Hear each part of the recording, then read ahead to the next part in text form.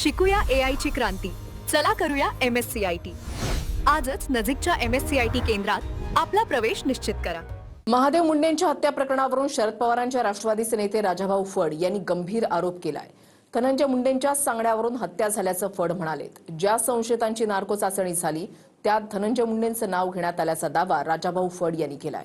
पाहूया. आज महादेव मुंडे प्रकरणामध्ये सुद्धा तुमच्याच म्हणण्यावर खून झालाय असा आमचा स्पष्ट तुमच्यावर आरोप नाही. सगळे येणारे पुरावे चाचण्या झाल्या. परळीचे छोटे व्यावसायिक महादेव मुंडेंची हत्या धनंजय मुंडेंच्या सांगण्यावरून करण्यात आली असा गंभीर आरोप शरद पवारांच्या राष्ट्रवादीचे नेते राजाभाऊ फड यांनी केलाय. SIT कडून नुकतेच काही जणांची ब्रेन मॅपिंग आणि नार्को टेस्ट करण्यात आली. त्यात धनंजय मुंडेंचं नाव घेण्यात आल्याचा दावाही राजाभाऊ फड यांचा आहे. तुम्ही लोकांना प्रतिस्वाद खूप लोकांना मृत्युमुखी पाडले. आज महादेव मुंडे प्रकरणामध्ये सुद्धा तुमच्याच म्हणण्यावर खून झालाय असा आमचा स्पष्ट तुमच्यावर आरोप नाही. सगळे येणारे पुरावे चाचण्या झाल्या. त्या लोक ज्यांच्या चाचण्या झाल्या ब्रेन मॅपिंगच्या त्यांनी त्याचं नाव घेतलंय. तर तेव्हा त्यांना संपविण्याचा प्रतिमा उठण्याचा संबंध नाही. त्यांना खूप लोकांना संपविलंय, खूप लोकांना पृथ्वीस्थळावर उठवलंय आणि आज ते म्हणतात की माझं आणि त्यांना जे एकच सांगतो मी तुम्हाला, जो गोयेगा वही पाहिजे. तुम्ही जे जे पाप केलेत त्याची तुम्हाला परतफेड येणार आहे. मग संतोष देशमुख असतील, महादेव मुंडे असतील, यांचे खून कुणाच्या म्हणण्यावर झाले? धनंजय मुंडेच्या म्हणण्यावर झाले. सगळे पुरावे तुमचे खून कुणाला गेले, किती लोकांनी बोलला तुम्ही, खून कधी झाले, काय झाले, त्या सगळ्या गोष्टी आहेत. तर त्यांना कुणीही संपण्याचा प्रयत्न करीत नाहीत. त्यांना ज्या गोष्टी केल्या ते आज एक एक गोष्ट बाहेर येते म्हणून त्यांना दुःख वाटतं. 22 ऑक्टोबर 2023 रोजी महादेव मुंडेंची परळीच्या तहसील कार्यालयासमोरच धारदार शस्त्रानं हत्या करण्यात आली. आज 2 वर्ष 4 महिने आणि 15 दिवस झालेत आणि एकाही आरोपीला अटक करण्यात आलेली नाही. महादेव मुंडेंच्या पत्नी ज्ञानेश्वरी मुंडेंनी न्यायासाठी आतापर्यंत आंदोलनही केली. जुलै 2025 मध्ये मुख्यमंत्री फडणवीसांनी SIT स्थापन केली आणि तपास सुरू झाला. SITने आतापर्यंत 150 जणांचे जबाब नोंदवलेत. 250हून अधिक जणांची चौकशी केली आहे. 14 जणांची लाय डिटेक्टर टेस्ट करण्यात आली आहे. 3 जणांची नार्को टेस्ट आणि 3घांची ब्रेन मॅपिंग टेस्ट करण्यात आली आहे. गेल्या आठवड्यातच हा अहवाल SIT कडे आलाय. त्यामुळे हा अहवाल सार्वजनिक करा, नाहीतर 20 तारखेनंतर परळी बंद आणि रास्ता रोकोचा इशारा शरद पवारांच्या राष्ट्रवादीने दिलाय. तपास यंत्रणा काही मला नाव घेतलेत ना कुणाचं. तपास यंत्रणा तुम्ही आतापर्यंत दाबून टाकल्या होत्या, त्यांना तपास करू देत नव्हतो. आज तपास झाले, तपास यंत्रणेत तुमचे नाव आले. त्यामुळे माझी आजही स्पष्ट मागणी 120 खाली स्थानिक आमदार धनंजय मुंडे साहेबांना आरोप करून आता अटक करायला पाहिजे. जर ह्या मागण्या आमच्या पूर्ण नाही झाल्या, याचा जे ब्रेन मॅपिंगचे अहवाल जर ओपन नाही केला, यात आरोपी कोणी त्यांना अटक जर नाही केली तर आम्ही 20 तारखेनंतर सासरा आणि माहेर कनेरवाडी आणि भोपळा या गावच्या माध्यमातून आम्ही आमच्या भगिनीला स्वतः घेऊन रस्ता रोको करू, परळी शहर बंद करू. महादेव मुंडे हत्या प्रकरणाचा तपास IPS पंकज कुमावत यांची टीम करतेय आणि ब्रेन मॅपिंग किंवा नार्को टेस्टचा अहवाल सार्वजनिक करण्याची मागणी होत असली तरी SIT कडून कोर्टामध्ये ब्रेन मॅपिंग, नार्को टेस्ट आणि लाय डिटेक्टरचा अहवाल सादर केला जाणार नाही.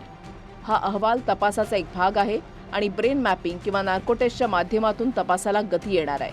तसंच महादेव मुंडे प्रकरणामध्ये आरोपीही अटकेत नाही. तसंच हे प्रकरण कोर्टातही गेलेलं नाही किंवा चार्जशीटही दाखल नाही. त्यामुळे SITचा जो अहवाल प्राप्त झाला त्यावरून पुढच्या दिशेनं तपास होणार आहे. आरोपींपर्यंत पोहोचण्याचा प्रयत्न SITचा असेल. महादेव मुंडे हत्या प्रकरणामध्ये जशी नार्को टेस्ट झाली तशीच टेस्ट संतोष देशमुख हत्या प्रकरणातही करा. त्यात धनंजय मुंडेंचंच नाव समोर येईल अशी टीकाही फड यांनी केली आहे. तर राजाभाऊ फड यांच्या आरोपांनंतर धनंजय मुंडेंचे समर्थक आक्रमक झालेत. धनंजय मुंडेंची बदनामी करून दुकानदारी चालवणं हा फड यांचा हेतू असल्याचं मुंडे समर्थकांचं म्हणणं आहे.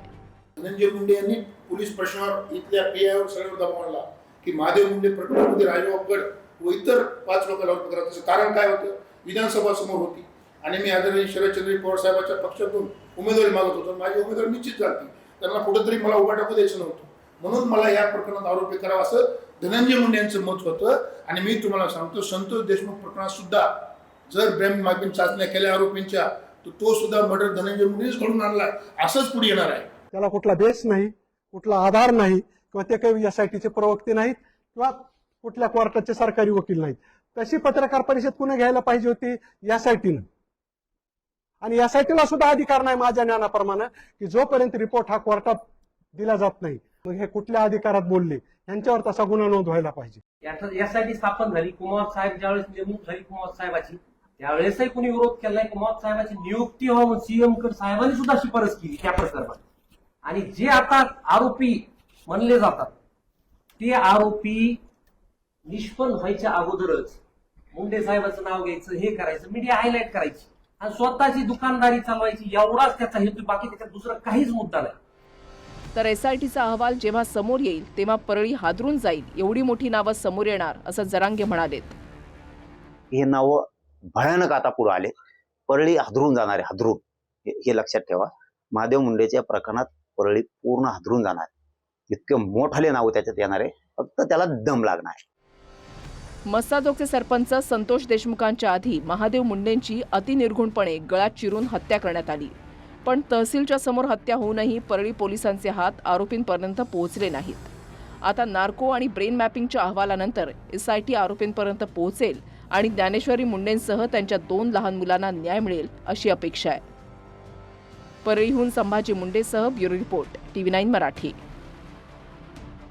शिकूया AI ची क्रांती. चला करूया MSCIT.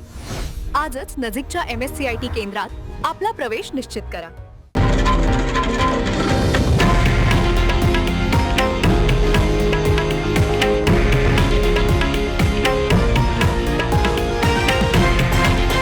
हे आहे देशातील नंबर 1 न्यूज नेटवर्क आणि आपण पाहत आहात TV9 मराठी, एकमेव.